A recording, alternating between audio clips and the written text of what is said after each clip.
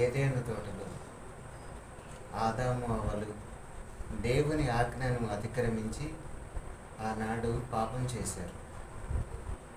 వారి పాపం సమస్త మానవాళి మీద వ్యాపించి ఉండి ఉండగా ఆ పాపము నుండి మనము పరిశుద్ధపరచబడాలి అంటే పరిశుద్ధ రక్తము మనకు అవసరం.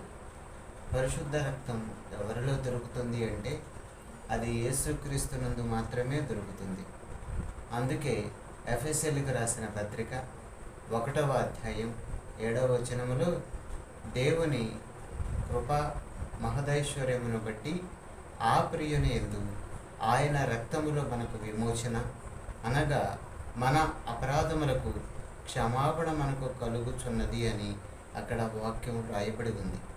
అయితే మనము తెలుసుకోవలసింది, యేసుక్రీస్తునందు మనము విశ్వాసముంచి ఆయనను ప్రేమిస్తూ ఆయనకు ప్రార్థన చేసినప్పుడు మరి ఆ దేవాది దేవుడు మనలను క్షమించి ఆయన పరిశుద్ధ రక్తములో మన అపరాధములను మన పాపములను కడిగి పరిశుద్ధపరచడమే కాకుండా మనల్నందరినీ కూడా ఆయన రాజ్యానికి వారసులను చేస్తాడు.